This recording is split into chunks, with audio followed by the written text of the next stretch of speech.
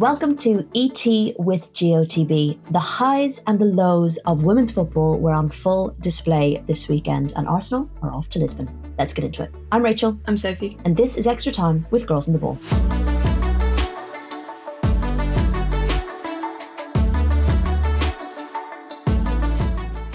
Welcome back to this episode. There is lots and lots to get through. We are just back from, I've briefly forgotten where we were, Lyon. So if we are a bit out of it, this is a great start, I've forgotten where we were. That is why. Before we get into the action though, please remember to subscribe wherever you're listening or wherever you're watching a podcast so you do not miss any episodes. And do follow us across all of our social media platforms. We are at Girls on the Ball on everything, because there's lots of exciting football coming up as the end of the season wraps up, and we will be there. I thought it was going to all start slowing down, and now we just got more. It's weird, isn't it? Because it seems to get busier now. I was going to say it normally slows down in terms of capacity and the amount of games, but actually then there's the games that are being squeezed in, and and then I think also the fact that you now have an English team in a final, and that's just going to make that last week even more hectic. That holiday we're supposed to have. Yeah, that's not happening. Also, thank you to the World Sevens. That's also invading our holiday, and we've also got Championship going down to the last day, so we've that to think about. It's been a crazy weekend of football, and I always find the Champions League really confuses me as to what day it is. So I kept thinking yesterday was Wednesday, today was Thursday, but actually because of the Sunday kickoff, today's Monday, and I'm just I never know what day it is anyway. In our current lifestyle, I don't. In this relationship, never get it. In this relationship, I'm the calendar generally. So when I start to malfunction, it's a bit of a problem. Neither of us know where we are. Also, if I start coughing and spluttering or sniffing, hay fever season, guys. What the fuck?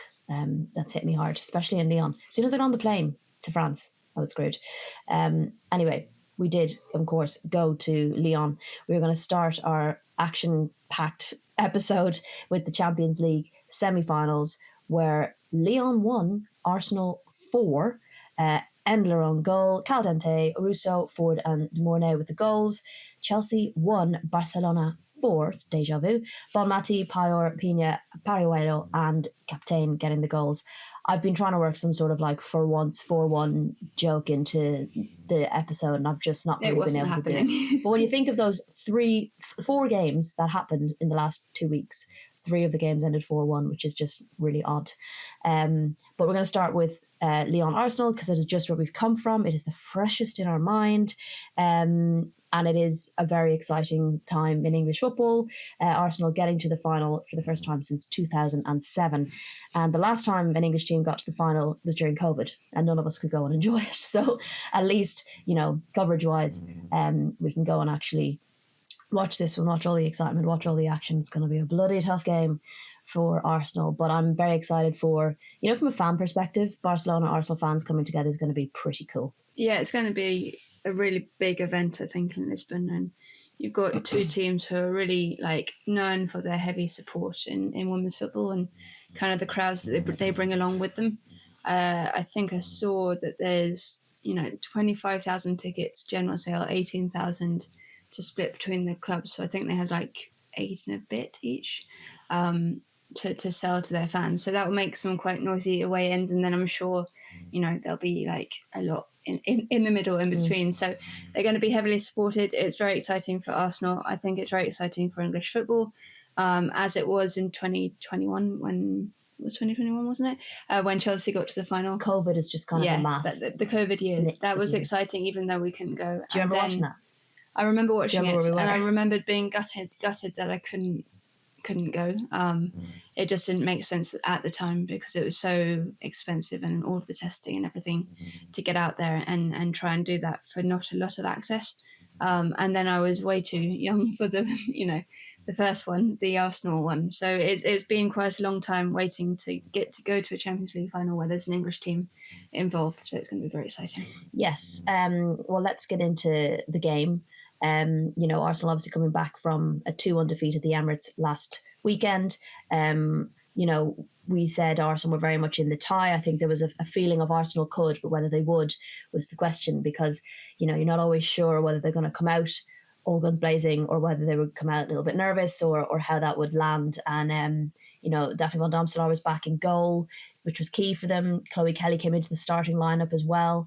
And actually, they came out dominant, confident, calm, cool, collected, very different. All of the adjectives. Yeah, but very different to the first leg and the first half of the first leg. Yeah, I think actually they carried on a bit what they'd done in that second half. I think the first half at the Emirates, I put it down to probably more nerves than anything. And they took a little while to adjust to what Lyon were doing, especially when Lyon had that front three going at them on the transition. But I think in the second half, they more than performed enough to get a result out of that game. And then they carried that through into this game. And I think you could tell they felt really confident with the way that they were playing, the way they're currently playing football, the way they're currently scoring goals. I have seen, like, in, recent weeks, how people talk about their lack of clinical finishing. I don't really agree with it, given the amount of goals that they've scored since Renee Slegers has come in. Yes, there are going to be blips, and there are going to be games where those goals don't flow as much. That's always the way, and that's football. But in general, holistically, they've been a very high-scoring football team, and they've been showing that they can create, and then don't just create in one way. They have lots of different ways of creating goals. And in Alessia Russo, they have a striker who's, in probably the form of her career. I think that was 19 goals in the season for her, across all competitions, of course. But, I mean, that's an incredible stat for someone who did sometimes struggle with their productivity in front of goal. I think she's now the highest scoring English player in the Champions League, with 8 goals, which includes the qualification rounds, because you kind of forget that Arsenal went from the very beginning of this competition, which I think when was the last time something like that happened, where they've played from the beginning all the way to the final. I was saying this to you just now. It feels a bit like when, like a player who maybe gets injured in tennis or something, or maybe gets a bit older and drops out of the rankings a little bit, and then gets invited back to the Grand Slams as a wild card and goes all the way to the final, and it just feels a bit like that. I'll tell you what it reminds me of, without the ending yet. But Emma Raducanu in the US Open, when she won the US Open, and she went right from the qualifiers all the way to the final, and then she won it. So Arsenal will be hoping that they have the same fate too.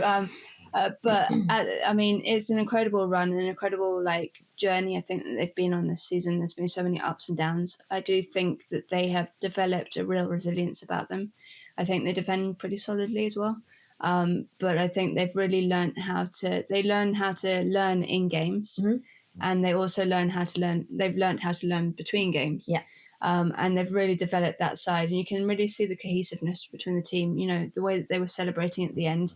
Obviously you're going to be ridiculously happy whether you like each other or not, but I think you've really seen that cohesion in the last six months, where they've really come together, and you get the feeling that they all seem to be pretty happy to play under Renee, to play for Arsenal Football Club, and to be with this group to get them to the final. And you could only see the emotion on Kim Little, Leah Williamson, Leah Volti, Manuela Zinsberger's face. That just showed what it means to have finally got over the line. I know they've not won it yet, but they've got to a final. Not many teams managed to get to Champions League finals. So I think it's a really impressive feat. You think back 4 or 5 games into the season, people were questioning whether Arsenal were going to make, the top end of the table, and whether they're going to make qualification for the Champions League. Never mind going far in competitions. There was a lot of questions over their performance this season. So I think if you told them at the end of the season, look, at the end of the day, they haven't won anything yet, and it's unlikely they're going to win anything domestically. So, not to blow it out of proportion, but I do think an English team getting to the Champions League final is huge. It's a huge achievement. I think also, just personally, and yes, we're neutral. Well, not when it comes to English teams. No, I want the English teams to win. We want the English teams to win, but between the English teams, we're neutral. I have to clarify that. But I think we've had some, we've been to Lyon many times, and I was just reflecting yesterday on kind of our careers, and with that stadium has actually seen quite a few moments in our careers. The heartbreak of that semi-final in 2019.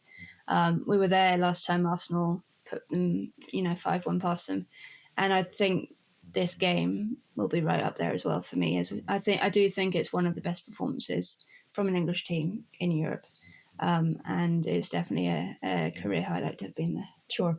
I will say, because I know people are very quick to point out that Lyon didn't play very well, and we're not the type to point to one result and say that this defines a league or a quality of a league based off a single result.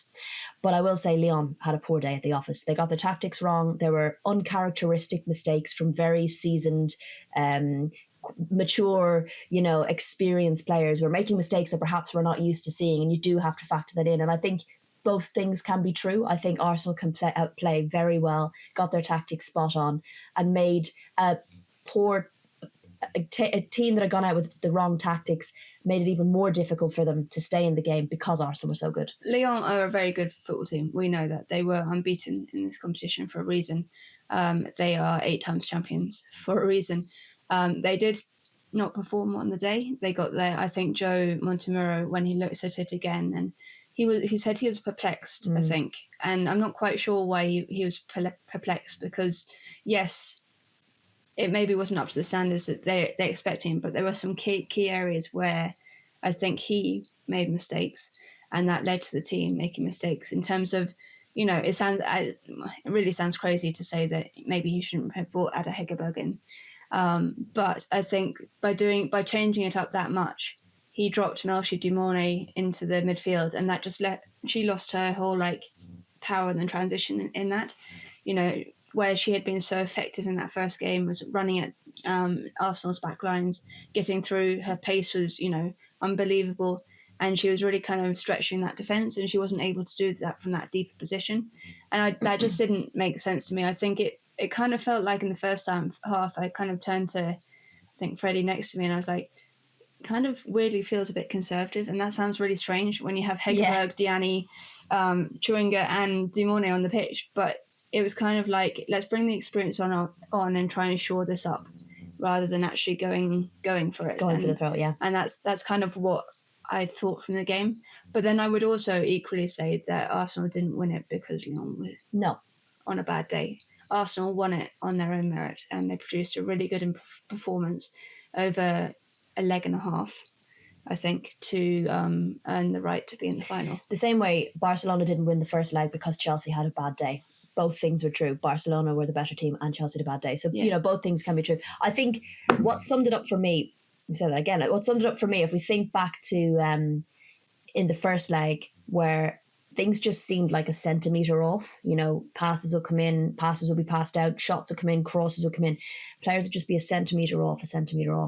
And there were a couple of instances in that game yesterday where, say that one I was saying to you, where I had, through the lens, I had Kim Little running towards her through the midfield, and Ada Hegerberg was behind her, getting closer and closer and closer. And I was thinking to myself, Kimmy, she's behind you, which obviously I'm not going to shout on the pitch, but, Hegerberg then made the challenge, and Kim Little, while falling, was able to get, with the edge of her toe, get the pass away she was trying to make. And I just thought that was the centimetre that Arsenal were kind of almost missing in the first leg. That goal that Alessia Russo scored, where, Caitlin Ford was kind of falling over, I think it was Ellie Carpenter, perhaps, managed to get the pass away on the floor. And then was it Renard coming in where Monum again managed to just toe poke it past, all those little moments where it just needed an extra centimetre.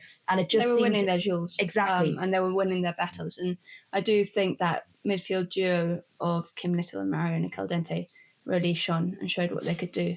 Kim Little, what a player. Sophie has written a wonderful piece about her in The Guardian, which will be coming out tomorrow. So, so I've written about her for The Guardian, but she put in a performance that, ran back the years a bit. Not to say that she's old, but she is on the latter end of her career. And I think it's going to be very special for her to lead out the team in Lisbon. And then Caldente, I would say, is the signing of the season in the league. Hands down, she's ridiculous. And the fact that she's adapted in season to the different positions, she kind of started maybe in the 10 on the left side more predominantly. And now she's playing that number 8 role where she's deeper in midfield. She's still getting the goals and the assists. Wonderful goal. And affecting the play. But she also is like the leader of the press in that midfield area. She was the one, when they were defending corners, she'd be the one urging them out and pressing out and trying to get the tackles in. And she has a non-stop energy. And I just think that's been a real development in her game as well. And those two are going to be key to Barcelona in the final. Just to be nice to you guys, would you like to hear from Kim Little? because Sophie spoke to her in the mix zone after the match, and this is what she had to say. Big congratulations. Thank you. Huge achievement getting through to the Champions League final. Just walk me through your emotions on that final whistle. It's a really special feeling. I was saying to the girls, it was kind of going through my mind a little bit before the final whistle. Obviously, because we were in control, but it didn't always feel like you're in control when you're playing such a good team. And yeah, just at the final whistle, it's just when you get a nice moment after kind of working so hard day to day. Yeah, it was just a pretty special feeling. When you get to come to a stadium like this, play that kind of opposition, you've been here before and you've done it before like that. Was that make it even special, I guess? Yeah, definitely. And I think not just that game we played in the group stage a couple of years ago, but also, our game against Madrid, our games against Bayern and Wolfsburg in the previous, a couple of years ago, the competition where we've come back, obviously lost the Wolfsburg game, but the Bayern game, we've come back from losses to win the second leg. So, yeah, we always know that we can turn up and we can score lots of goals within a short space of time, and we showed that again today. You've been a part of this team for a very long time. You've had the ups and the downs, and I know you haven't won it yet, but just to get to that final, that must be far up there in your career. Yeah, definitely. This club is incredibly special to me, and we've not been in a final for a long time, and yeah, it's the first for me. So I'll try and enjoy these next 4 weeks leading up to it and taking that moment when it comes in every way possible. And finally, when you just look at the story of this season, it started a bit more difficult, a bit of struggles early on. The way this team have shown their resilience, come back, as you say, both in games, but also as a group, that must be make you really proud. Of course. Constantly proud of this team. Today again, the same. And yeah, when we'll maybe reflect a little bit more on it, like you said, and look back to the start of the season and where we were and kind of the ebbs and flows of all seasons, but especially this one. And to have the end of this season at a Champions League final, incredibly proud of the team and can't wait to share that moment with everyone at the club. Yeah, I think there's been a lot of love for Kim Little, understandably, after that game from within the squad, from management, from players alike. I think they all recognise how special it is for her to reach the final and how key she was to getting them to that final. So that was really nice to see. I also want to shout out the pilot on our flight home, because before we took off, he did say, I do see that we've got a number of football fans on the flight, and I heard that Arsenal made it to the Champions League final, so congratulations, and the whole plane clapped. So that was really cute. And the person standing next to me said, you can put that in your blog. So my blog was this running order, so I thought I'd add it in. Okay, a difficult day at the office for Chelsea, which I think we kind of knew was going to happen. They gave themselves a very, very big mountain to climb. And you were saying, and we were saying, it's a difficult game to analyse because you had to kind of almost rip up the playbook and go out and play against a Barcelona kind of almost expansively to try and score goals, but at the same time prevent them from conceding. And those two things are just very difficult things to do if you're playing that type of football. Yeah, it's kind of the impossible challenge, I think. They lost this tie in that first leg. What happened yesterday, yes, maybe they wouldn't have wanted it to be so heavy, but realistically their chances of turning it were second to none. Like, there was literally no chance almost. As much as people hoped for the great comeback, I just think that it was just the impossible task. And when you play Barcelona, you have to be so strategic with what you're doing and so compact and composed. And when you're forced to go and try and score goals, you just leave yourself open at the back. And I think defensively across both legs, they were incredibly poor. And that's partly to do with changing personnel, like not having Natalie Bjorn in for the second leg would have harmed them. Not because Germa isn't a great player. No, but she's played of course, two halves of the game. She's not fit enough yet. She's just come back from injury. And this is the hardest game you're ever going to play. Literally at the deep end against Barcelona, who she's never encountered before as a player, because she's been playing in the NWSL. It does take a bit of time to adjust to the kind of speed of Barcelona, and so I do think the kind of changes in defence were a problem. I do understand why she switched out, tried to push Sandy forward, and then put Charles at the back. She tried to make it more defensive at the back while allowing Sandy Belton to try and roam. But I think there was just one too many and I think when you haven't been giving Charles enough minutes to then expect her to come in after a difficult international window up against the best in the world, arguably, it's a very tall order. It's a really tough challenge. And I just think they were caught between a kind of rock and a hard place. I was really fascinated to see what they were doing in the second half. because it was like that fine line between trying to, nab one back or try and, whether you go for it or whether you try and keep it tight and not embarrass yourself. For me, they went into that second half thinking about Manchester United. Yeah. And they made changes with that in mind, understandably, and actually somehow did better. But also, Barcelona knew they had absolutely done and dusted the game in the first leg. So that's the other thing you have to factor in. Not only did Chelsea have all of that to contend with, but then Barcelona were like, cool, we're 4-1 up. And they're gonna come out and try and score goals, which is going to give us space. So you're then playing a confident, a relaxed Barcelona, which as if they couldn't get more dangerous. Playing a team like that who felt no kind of, not that they wouldn't feel pressure, but you're well ahead in the tie. You can actually go out and enjoy yourselves, and I think they did that. Yeah, I think Chelsea now, they just have to focus on the last. They'll be hugely disappointed, but they have to focus on this last 3 weeks of the season. They've got so much to play for, and if it was any other team, you'd be more worried than I am right now that the wheels would come off, because the psychological hit of that heavy defeat is going to sting. I think Chelsea have too much in their kind of mentality to let it slip, but things could get interesting if they go to Manchester United it's away to Manchester United, isn't it? So if they go to Manchester United on Wednesday night and they slip up there, and then suddenly if Arsenal win, they're within 3 or 4 points of them.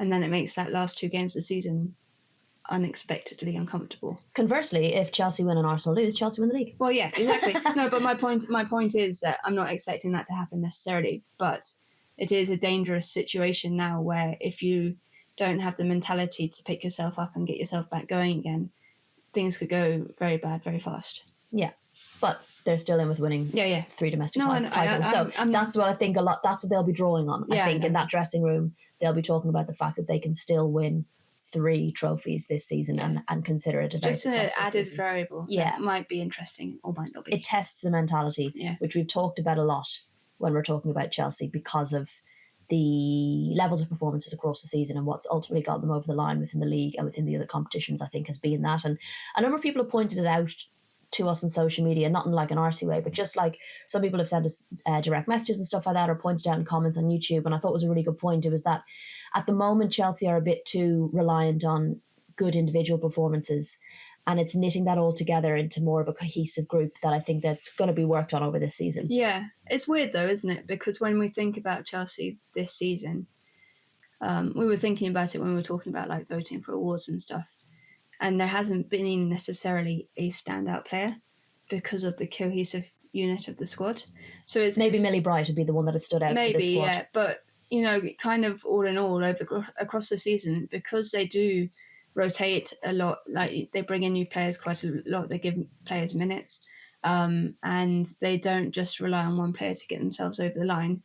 It's made it kind of hard trying to pick a player of the season from Chelsea because of that. Yeah. But it's weird that now maybe that's starting to falter a bit in these last couple of weeks. I think what people mean when they say that is that within a game, it's less about, and it's weird because when they played that second leg against Manchester City, they looked like a really cohesive unit that were moving seamlessly together. And I guess at times it's not been that seamless. You've had a player, an LJ, pick up the ball in the 90 whatever minute and score a goal, or you've had a Lucy Bronze bombing up and down the wing and pressure, and I think I can actually, it was a good point I think that's been made, is that maybe perhaps it's just waiting for that unit to knit together a little bit more under Sonia, which I think is understandable. Yeah, Sonia said that she knew what she needed to do, or what they needed to do to improve. Well, that's good. Which is good. I think, yes. I think also, we said it last week, right? You give it another year, another season. They're really at the very beginning of this journey under Bon Pastor. If they come away with the treble, it's a pretty good year. All in all, I think that's to be honest. I know they year. desperately wanted to get to the final. I know the fans are agitated that they didn't, and I know there's a slight embarrassment about the heaviness of the scoreline. But all in all, it will, if that comes to fruition, it will be a pretty successful year, and then they can build on that over the summer into the next season, and they will be even better next year, I'm sure of it. Yeah. Well, Barcelona are, of course, then looking particularly frightening going into that Champions League final. I think you never know. I think Arsenal maybe wanted to be blinkered yesterday and just go, do you know what? Let's just enjoy our semi-final win, okay? We don't need to talk about Barcelona just yet. Well, so they should. Yeah, to absolutely. Be honest. Although, some people in the comments of our videos are like, well, they're going to have to play better. It was like, geez, just let them enjoy the moment for a minute. I think they'll enjoy this moment. I think being the underdog, which they definitely will be, will free them up a bit. And that's not to say that I think they're going to win the game. I think it's a very, very tough challenge. But there is something freeing in just being able to go and perform and enjoy yourself and enjoy the whole experience that a final has to bring. There isn't the pressure. There is pressure, but there isn't the pressure to necessarily that everyone expects you to come home with the Chelsea. Yeah. There's a desire for you to come home with the trophy rather than the expectation that you will.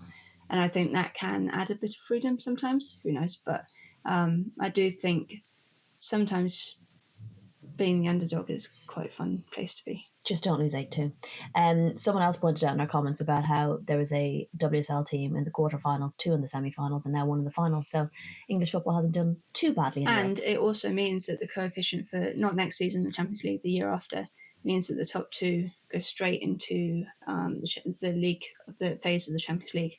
So they will avoid having to go through qualifying. Brilliant. Which is massive. Arsenal doing the Lord's work and might not even be in that position come the end of next season, and someone else will benefit from it. But for English football all round, well done. Yeah, it's good. Right. Speaking of English football, let's move on to the Barclays WSL. I'm still going to be asking you, by the way, for a standout moment on a Player of the Week. Okay. I think I've got a weird one. Oh, okay. Nice to keep things interesting. Right. Now, in our defence, we have not managed to sit down and watch 4 matches between 11 o'clock last night and whatever time, 4 o'clock it is this afternoon that we're doing this. But we did pretty well at carrying our phones around and watching it in various different locations. We were in the Arsenal bar beforehand, before the game yesterday. I had my laptop with a game. We had the game on the TV, the Chelsea game on the TV in the bar, and then I had my phone up as well. And I had my phone and you up. had your phone up. So we were across it all. We were across it all to a degree, maybe more than others, but not as much as we'd like to be. But the results are as follows: Liverpool 2, Spurs 2, Hogg with a brace, Law's own goal, and Hunt with the goals there. Palace 1, West Ham 7, Martinez with 4. What's that called? Brace, hat trick, bogey? I don't know. Harry's that's a bad shot in goal. Asai with 1. Harry's. I'm going to do that again. Martinez with 4, Asai with a goal, Harry's with 2, and then Stengel getting a penalty for Palace. Everton 2, Brighton 3. Holmgard, Sarah, Katja Snois, Adjumang, Kirby, and Paris with the goals in that one. And Leicester 0, Manchester City 1. Park getting that goal. On Wednesday, Arsenal will take on Aston Villa, and Manchester United will take on Chelsea. So the Arsenal Villa's game is at 6 p.m. in Villa Park, and the United Chelsea game is at 8:15. Both really random kickoff times, by the way. Both quite tricky kickoff times. One starts too early, the other starts too late, especially for people like us travelling to them. As I said, if Chelsea win and Arsenal lose, Chelsea win the league at United again. Which they will be hoping won't happen. Okay, so the table. One to think about here now when I'm reading these out is that Chelsea, Arsenal and United all have a game in hand. And of course, so do Aston Villa on everybody else. So currently Chelsea are top, still on 51 points. Arsenal are in second on 45, so a 6-point difference. At the moment, Manchester United are in third on 43 points and Manchester City are in fourth, 4 points behind on 39, but with that extra game played. Down the bottom, very sadly this week, Crystal Palace have been relegated with their hammering at home to the Hammers. It was confirmed with 2 games to go as they are on 6 points, 7 behind Leicester, who are on 16. So we will get into that, but that was a sad sign to see, something we probably thought was going to happen at some point, but it would be gutting for them to have happened the way that it did. I think mid-table is quite interesting because Brighton have gone back into 5th. They love it up there. They're on 25 points, level with Liverpool, but a better goal difference. But only 5 points separate Brighton in 5th and Everton in 8th. So there are 4 teams really who could finish 5th. And some of the fixtures are these mid-table teams playing each other, which I think is quite interesting. So keep an eye on West Ham. They've got a nice run in as well. They do indeed, especially after the amount of goals they've just scored and the confidence they'll be feeling. Liverpool versus Spurs, some quick takeaways. I think important for Spurs to pick up points on a bit of a downward spiral, a bit of murmurings around the squad, and I think many probably thought they might lose this game on the form that they had. They look a different side with Bethany England in the squad. They really do. They just look a bit more creative, but still defensively shaky, which is not ideal. But I think even in terms of shots created and on target for both teams, they were pretty equal. But I do think Liverpool will be frustrated just not to have come away with more. I think they kind of had a couple of maybe 4 corners towards the end, which they'll be frustrated with, especially given Spurs is shaky. On their form at the moment, they will feel that they that Spurs would have been one for the taking, I think, especially given their defensive frailties. Tottenham, they had a really strong period after the first goal. They really rallied. They played pretty well. They had some big chances. I think Bethany England missed one just to the side of the post. Yeah, saved actually. I think it was a good loss. I thought Jess Naz she's looking pretty bright. I think that goal last week kind of opened her up to kind of allow her to be a bit more confident creatively. But yeah, Spurs are defensively shaky. So to some extent to Liverpool. I mean, that Law's own goal was not great. Just a real calamity at the back. I don't know how else to say it. Martha Thomas as well. Yes, she came on in the second half. I feel so bad for her because she's just not had a good season. She needs to start again, wipe the slate clean. But you can tell that she knows she's not having a good season. That miss at the death. The miss at the death kind of summed it all up. Summed up the entire last 7 months of her career. I think is that she's not for want of trying. She does put in a lot of effort out there, but it's just not been falling her way. And she will hope that the summer break can kind of bring her some freshness and some confidence. Yeah, definitely. I'd say as a player like that, you just want the end of the season to come so you can start again and reset mentally. But an important point, I think, for Spurs. We then had Palace versus West Ham. A devastating Shakira Martinez performance. A first half hat-trick with a fourth in the second half. It was really funny on BBC because they had S. Martinez with the 3 goals and then in brackets the times of the goals, and then below that they had S. Martinez with the 4th goal, and I was like, oh my god, they've got 2. But yeah, she's cloned. That is the worst thing for a team. Could you imagine a team up against her? She had a wonderful performance. She's had a brilliant half this season, having come back now. She's been so key for West Ham's performances, but equally I do think other players have been playing really well. An absolute screamer from Vivian Esse, who's been having a brilliant season as well. I think she's now scored more goals for West Ham than she has in any other season. Emma Harry's getting her first and second goal for West Ham. She was absolutely delighted as well. I'm so happy for her because she is. We've interviewed her a couple of times and we've followed her from her Reading days, and she had that horrible injury at Reading just as she was hitting the ground running. And I think it's taken her a bit of time to get settled into West Ham, but also get back to full form, and that you could just tell in her face the kind of relief that she felt that she scored that goal. And hopefully that means that she can use that as a foundation to build on over the summer and kind of move on from this season and pick herself up and kind of hit the ground running in the new year. Something Rianne Skinner has spoken about more recently is actually the quality and depth she now has in the bench, which she hasn't had before. And now you've got another player scoring goals off your bench is going to be really exciting for them in the following season. And I hope they can hang on to as many of those players as possible because they could really build on something. I think, this is the point where Rianne Skinner tries to, with the pieces of the jigsaw that she has and that she's certain with, she holds on to them and tries to nail them down on longer contracts, I think, and then just add bits and pieces over the summer just to make them better. Conversely, Palace's future now is in the Championship, which I feel a bit like it was prolonging the inevitable. You kind of knew it was potentially going to happen, but I do think credit to them over the season because they've had many performances where they look like they belong in the WSL. They haven't looked like a team, perhaps, discounting this game on the 7-0 thrashing to Chelsea right at the beginning. Maybe their first game as well, I think, was against Spurs. They lost 4-0. But, they've learned a huge amount. You could see they were learning week on week under Kaminsky and, gaining confidence. And it was just a case of that maturity and experience in games of, not conceding at halftime, not conceding at the death, hanging on to a draw or hanging on to a win and not dropping it down then to 1 point. And, it's a very unforgiving league and you don't get a lot of time to learn. So I guess the question now is, what's next? And will Palace double down and say, now we know what we need for the WSL? Or do they think, we tried? It's going to be interesting to see what they do over the summer. I hope it's the first, not the second. Sorry, I got confused there. I hope it's the first and that they kind of increased their commitment to investing in the women's team. They're not invested in nearly enough. They've done a good job in terms of that side of things, but they need to do much, much more if they really want to compete with the big dogs.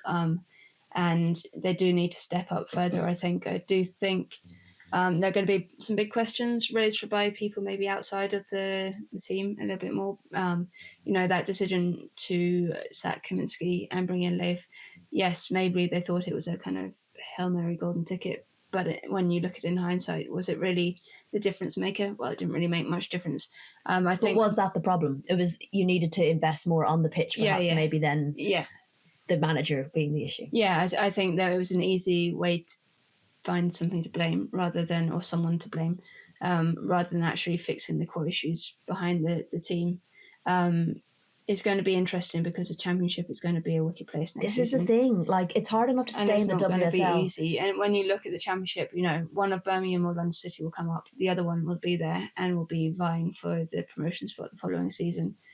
You've got, I imagine that Newcastle are going to put in a super challenge next year. They've done pretty well in their first year. They've got money and they're going to spend it. You've got teams coming up from the FAWNL, which no longer are teams who look like they, can't swim with the fishes. you kind of, Nottingham Forest have made a huge commitment to women's football in the last couple of seasons, and they will only try and, up that. Ipswich Town have done a brilliant job as well. So nothing is guaranteed in that league. So it's going to be a real tough challenge, and Crystal Palace have to make sure that they're prepared for that. They can't be complacent. They can't go down and think, we were in the WSL this season, we're going to come straight back up. Especially because every season, for a good chunk of the season, it's like 4 or 5 or 6 teams that are in and around it. So, it's a very tough challenge. I think their biggest challenge this season was trying to adjust their style of play. In the Championship, they could be extremely expansive. They scored a hell of a lot of goals. They didn't really have to worry. They had to worry about defending, but they didn't have to, be so strong defensively in that respect, because they were getting the job done at the other end of the pitch. And then that completely flipped on its head this season, because they had to suddenly, back us up against the wall, really defend for their lives at times, especially when they're playing, the likes of Chelsea, Arsenal. And it will have taught them an awful lot. West Ham scored 12 goals against them. Yeah. But also, I think that's probably the main difference as well, is that they had to completely flip everything a bit on their head. They couldn't play the same style of football. Yeah.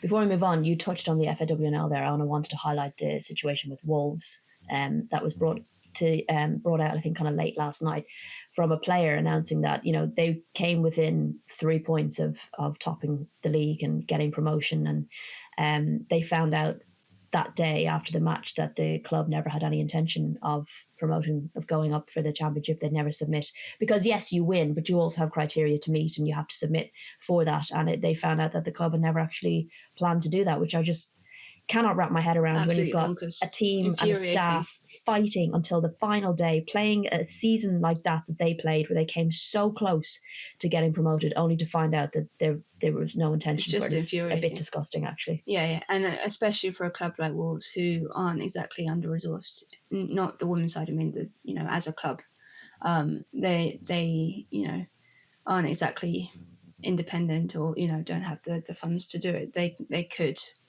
if they have the will, they should, and what they should have the will, they have to be submitting that application. Just a great example of a club who's willing to do the bare minimum, which is so disappointing for the players and staff involved. Shit to hear that. Okay, Everton versus Brighton. This was quite an intriguing one, because Brighton were kind of having a poor 2025. Everton were having quite a good 2025. And no surprise that it seemed like quite a tight match in the end until the injury time.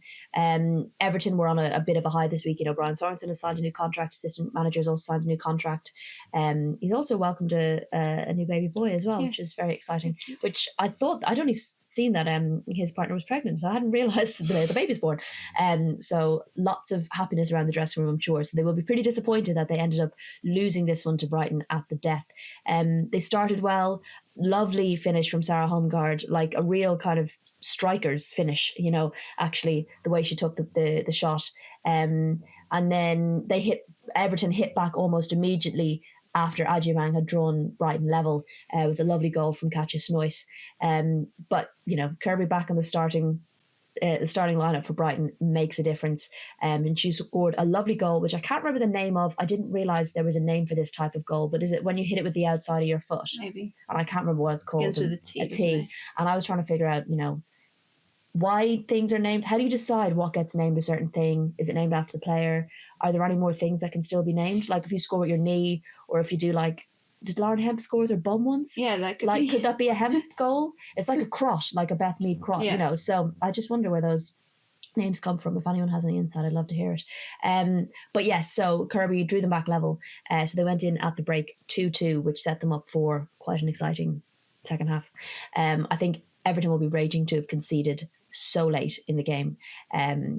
Because I think both sides had chances to win it, but equally if it ended a draw, it probably wouldn't have been all that controversial. But it means Brighton are back in 5th again, which has been such an interesting part of the season, is middle teams' lack of consistency, which we've spoken on before, but it's actually been much worse this season. I think everyone's been so inconsistent that they've all just been kind of swapping places a little bit. But yeah, an interesting one up in Everton.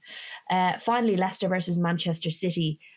Leicester did their best to limit the space for City to work in, frustrated them a little bit, try and catch them on the counter, and they nearly did a couple of times. They looked dangerous at times. Kiara Keating pulled off at least a couple of very good saves to make sure, one from Hannah Kane, and then there was a great one where she got down low to her right as well. So, despite not having much of the possession, which I think we've become used to, I think the stat beforehand was that Leicester, I think, were the team in the league who had the lowest average possession figures versus City, who had the highest average possession figures. So it's no real surprise that that was how the possession stats looked. But what I think is really interesting, what we've seen from Leicester and teams like West Ham at times, is that they've become more effective with less possession. Now, I know they lost 1-0, but they were creating opportunities. They were causing Manchester City problems at times.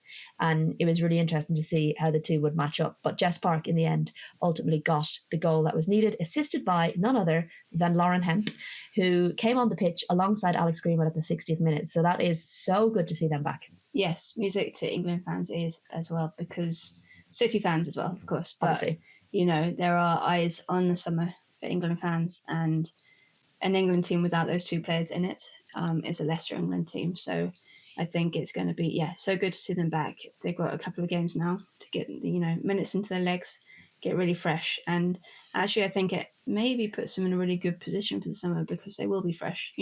Yes, they need to get, match fit.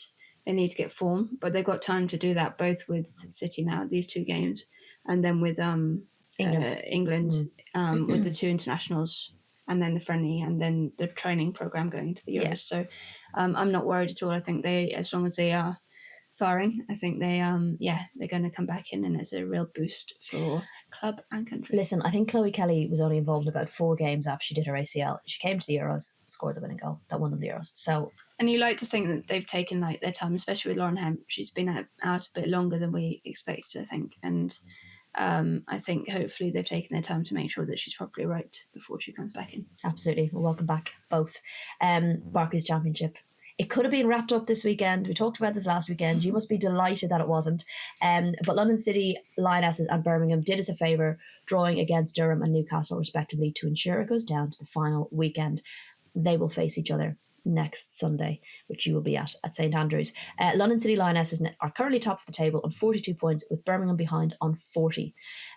So a result will do for London City Lionesses, only a win will do for Birmingham. So whoever wins that gets promoted. I feel like as well they're probably the most prepared 2 teams out of the championship to go to the WSL. So that's how the top is looking. Down the bottom, Portsmouth, their winning run continued.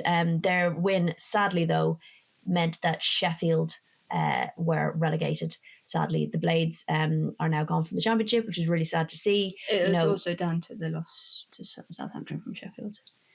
They need to I know, but I'm just saying Portsmouth have gone on this run. They were rooted to the bottom. It felt like every week we were saying, and down the bottom is still Portsmouth with like 9 points between them and the next. So they suddenly had, pulled out some wins in this half of the season, and Sheffield kind of went the opposite direction. So with their loss and Portsmouth's win, they are relegated. As I said, sad to see that club go down. Yeah, it is. I think they need to have a bit of a rethink over the summer about how they intend to come back up again. There was obviously reports before the season about the lack of maybe willingness to invest from the owners, and the same goes to Blackburn. Blackburn have obviously avoided the drop, but there is still that question around the owners and whether they really are willing to invest in the game and really try and bring Blackburn up the Championship. And I think the same applies to Sheffield United, and to see what they will do. I just want to say well done to Portsmouth, because I think Jay Sadler has done a really, really good job with his team. They were, down and out. I said it. They were down and out at Christmas. I think Sophie Barker did an interview yesterday, the captain, and she said, we were out at Christmas. I said we were out at Christmas. But they went on, they started building the form, they had the confidence, they started scoring goals here and there, even when the wins weren't coming their way, and it just added to that momentum, and they just got the results that they needed over the line. And they'll look at that, the win against Blackburn on Sunday, but also the win over Sheffield at Bramwell Lane. I think that was a real clinical moment in their kind of turning the fortunes of their season around. When you add to it as well, losing your captain and goalkeeper, number one goalkeeper, so early on in the season as well, is such a big blow that early on. I think big kudos to them. Absolutely. Okay, the time has come. Player of the week and stand-up moment of the week. Okay. Which would you like to do first? Ooh, well, player of the week. You would think I'd probably go for Champions League, but I'm actually going to go with Shakira Martinez, because I know I named her player of the week a couple of weeks ago, but I don't think you can look at scored 4 goals, all right? Come on. You can't look at 4 goals and go, especially 3 first half goals, or 4 first half goals, and go, give us 3.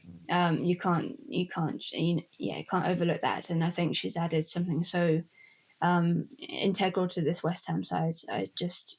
If there wasn't like a Mariona Caldente in the league, I think she'd probably go down as the signing of the season, one of these signings of the season. And she's only played half the season. Definitely in the second half of the season, that's for sure.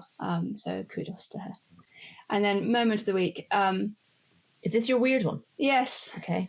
I'm unsure about it, but I'm just going to plough through anyway. What is it? I just got the giggles in the second half yesterday when Lyon were coming at Arsenal and Katie McCabe stopped a shot with her nose. I saw that.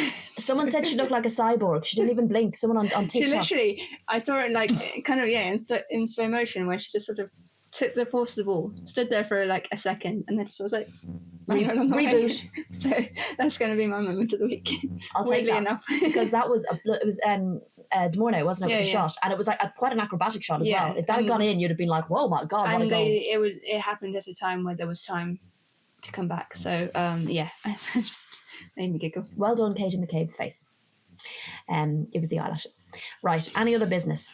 Yes, as I said earlier, there are 2 games midweek: Manchester United versus Chelsea and Aston Villa versus Arsenal. Depending on how those games go, we might do a reaction pod. We've noticed you guys kind of like them, so we might do, if both of them win and things just carry on. We'll see. We might do. So do make sure you're already subscribed, because then you won't miss it. You'll hear it first, right? So obviously a little plug. Fallon Tullis-Joyce extended her contract at Manchester United. Big for United. Very exciting news for United fans. She's probably been one of their standout players of the season, I think. As I touched on, you were going to London City Lionesses versus Birmingham at the weekend. I will be at West Ham versus Aston Villa. That is one of those fun little mid-table games, which could make things very interesting. Otherwise, that's it from us. We'll be back again early next week. We will do a live on Instagram on Saturday, so do join us if you can. Enjoy the footy this week and the weekend, and we'll be back very soon.